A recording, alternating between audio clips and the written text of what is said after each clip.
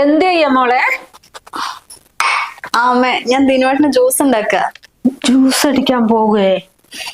ഇത്രയും പാലും പഴമൊക്കെ എടുത്തിട്ടാ മോളെ? അവരിപ്പൊന്നും പോകില്ല, കുറച്ചു ദിവസം ഇവിടെ ഉണ്ടാവും. നീ ഒരു കാര്യം ചെയ്യും, ഒരു ഗ്ലാസ് പാല് മാത്രം എടുത്തു കൊടു. പഴോടി ഇരുന്നോട്ടെ, കുറച്ച് കുറച്ച് കട്ട് ചെയ്ത് കൊടുക്കാം.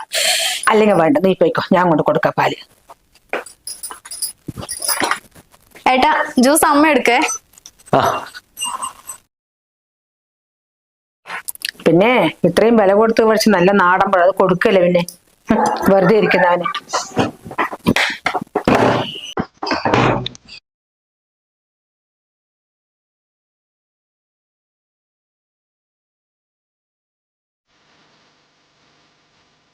അല്ലെങ്കിൽ വേണ്ട, വെറുതെ ഇരിക്കാൻ എന്തിനു പാല്, ഞാൻ കൊടുക്കട്ടെ.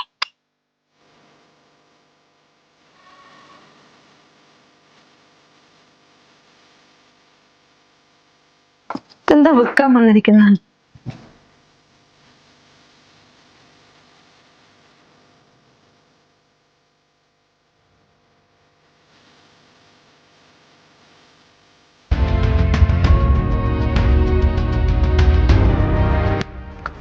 എടാ ഞാനേ കുറച്ച് ദിവസം എന്നോടൊരു കാര്യം സംസാരിക്കണം വിചാരിച്ചിട്ട്. നമ്മൾ വരുമ്പോൾ നിന്റെ വീട്ടുകാർക്ക് എല്ലാവർക്കും നമ്മൾ നല്ല സ്നേഹവും അവർ നല്ല സന്തോഷമായിരുന്നു. അതൊക്കെ ഇപ്പൊ എവിടെ പോയി? നീ എന്റെ ജോലിനെ കുറിച്ച് വല്ലതും അവരോട് പറഞ്ഞോ?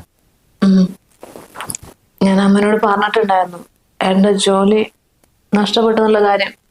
പക്ഷെ ഞാൻ വിചാരിച്ച ഈ കാര്യം അറിയുമ്പോൾ എല്ലാവർക്കും സങ്കടമാവുന്ന.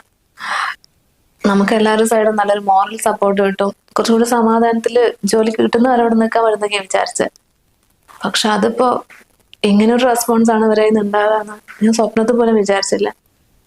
സ്വന്തം വീട്ടിൽ അത്രയും പ്രശ്നമായതുകൊണ്ടാണ് നമ്മൾ ഇങ്ങോട്ട് വന്നത്. അപ്പൊ ഇവിടെയാണെങ്കിൽ അതിനേക്കാൾ കൂടുതൽ. നമുക്കൊരു കാര്യം ചെയ്യാം, ഇപ്പൊ തന്നെ തിരിച്ചു വന്ന് നോക്കാം.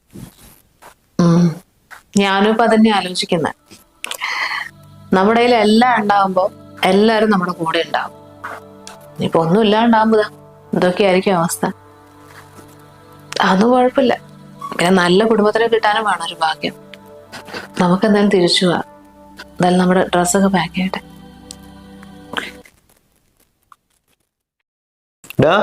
പെട്ടെന്ന് ഇറങ്ങാൻ നോക്ക്.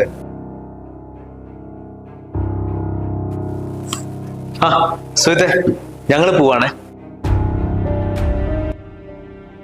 ആ, നിങ്ങൾ പോവുകയാണല്ലേ? ആ അമ്മേ ഞങ്ങൾ ഇറങ്ങ്. ഇനിയിപ്പോ ഞങ്ങൾ ഇവിടെ നിന്നിട്ടേ അമ്മയ്ക്ക് നാട്ടുകാരുടെ മുമ്പിൽ ഇറങ്ങാൻ നാണക്കേട് വേണ്ട. സുഹൃത്തെ, ഞാൻ നിന്റെ ജോലിക്കാരും വെറുതെ പറഞ്ഞല്ല കേട്ടോ. എന്റെ സെയിം ഫീൽഡ് വർക്ക് ചെയ്യുന്ന എന്റെ കുറെ ഫ്രണ്ട്സ് വേറെ കമ്പനിയിലൊക്കെ ഉണ്ട്. ഞാൻ കമ്പനി വിട്ട് നോക്കണ്ട, അവരെന്തായാലും ഒരു മാസത്തിനുള്ളിൽ ശരിയാക്കി തരും നിനക്ക്. ഓ അതിന്റെ ഒന്നും ആവശ്യമില്ല അളിയാ. തൽക്കാലം അളിയനെ എവിടെയും കയറിപ്പെട്ട നോക്ക്. എന്റെ അറിയാൻ നോക്കിക്കോളാം.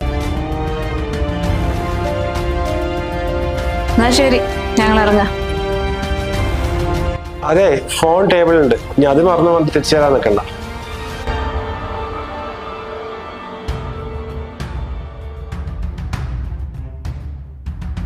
എടാ ഈ മെയിലും നോക്ക്. നോക്കട്ടെ.